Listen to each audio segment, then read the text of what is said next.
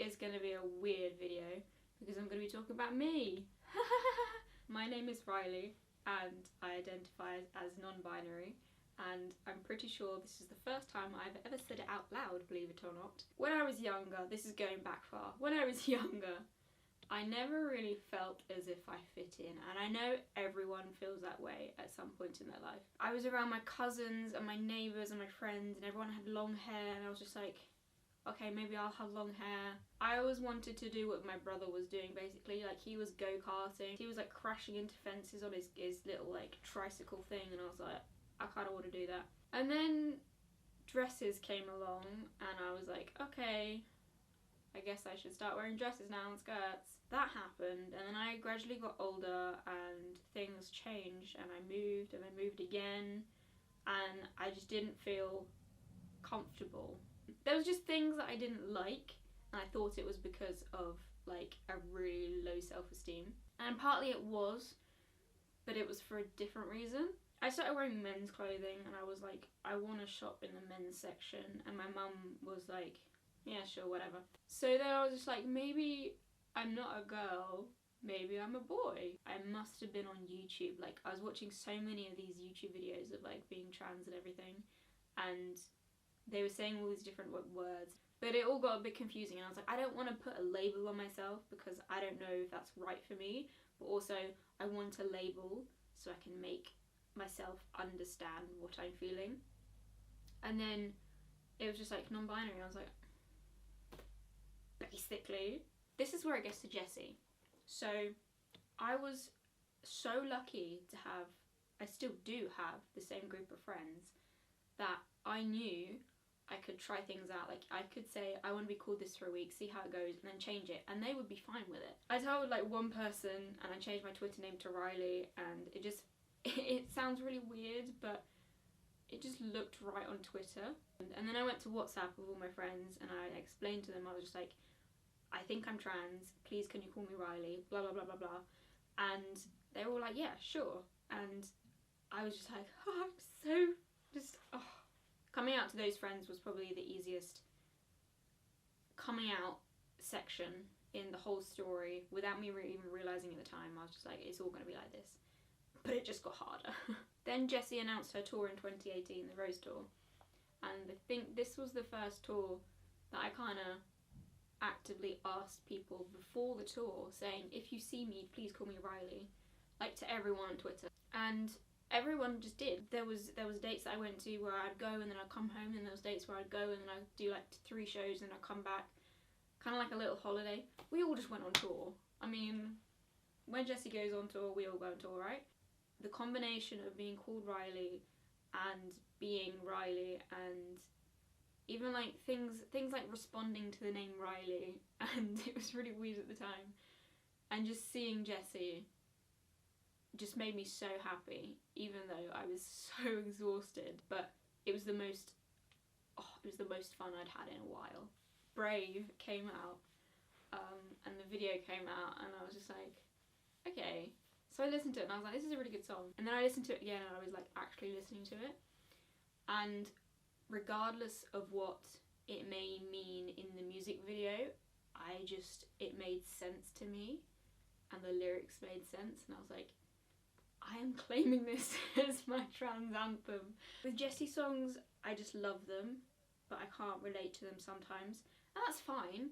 Like, I don't have to relate to them to love them, but having a song like Brave that I can relate to and I can like think about and actually like channel. They announced that she was playing at Brighton Pride and I lost my shit. Me and some of my friends booked an Airbnb, which is like half an hour away from Brighton, and we like made a little like weekend out of it, and I miss it so much, like honestly. So I got there and I was like, okay, we're going, and I don't know what it was, but I just didn't feel, I felt weird, and I don't know if it's because I was nervous or excited because of Jessie, or I don't know. The Saturday we went into Brighton and we spent some time there, and everyone else went to the evening concert, and then I came home because I didn't have a ticket and I didn't want to get a ticket. And I wish I went but also I kind of wish I didn't, because I knew that I wasn't feeling great, and I was like, I just want to go and curl up on the sofa and like watch a film or something. So we did that, and then the next day I was like, okay, we're seeing Jessie, I don't really know what to do, I don't know how to react. Like yesterday, the parade was amazing, and we saw so many different people and so many different like rainbows and flags and everything. I downed a drink. I downed a Lucozade before we went in, and I was nearly wetting myself. I'd never run so fast in my life to the Portaloos. We had to sit through some interesting acts, very interesting acts. And then Jessie came on. Usually I don't sing along at concerts because I'm so conscious of other people, but I'm pretty sure I was screaming into Franny's ear, so I'm so sorry for that. I think it was during Masterpiece, and everyone had their hands up, and we were just like, yes, and I was just like, fuck it, like honestly, just fuck it. And then she sang Brave, and I was just like, yes, my song, yes, Jessie. Then there was like rainbow confetti, and I was like crying because I love confetti, and it was rainbow as well. And I came home and I had such, like, I felt so comfortable and me, I guess, that I grabbed the first piece of paper I could when I got in, and I wrote a letter to my mum coming out, and I was literally, I felt like I was going to throw up.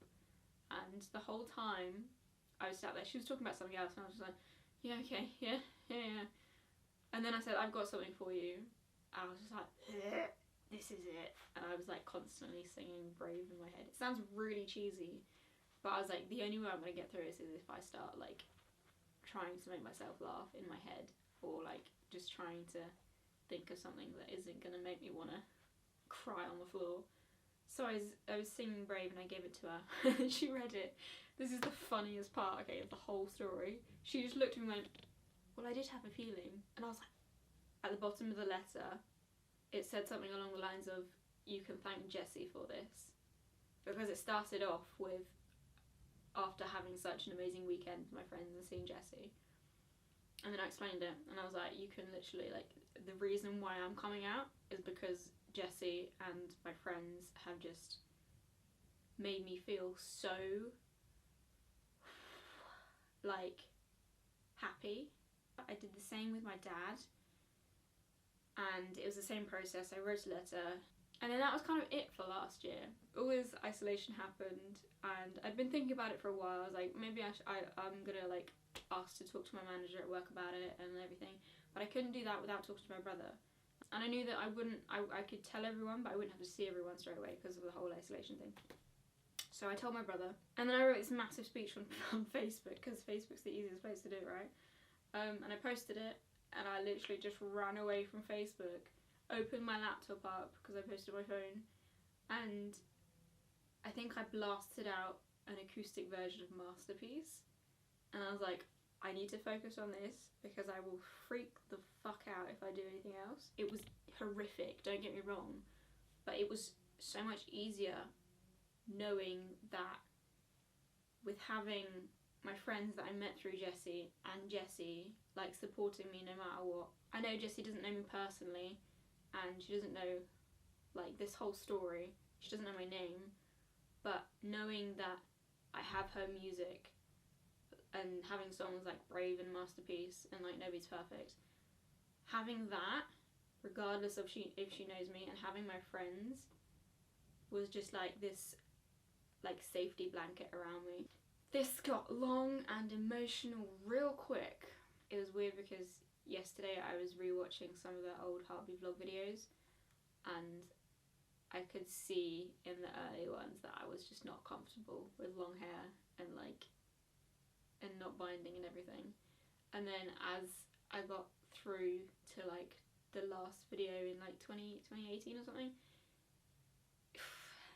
I don't know, I didn't look completely comfortable, but I just looked so much more comfortable than I did in like the first few. And also, what the hell was I doing with my haircuts? Honestly, I look like a mop half the time. Why did no one tell me?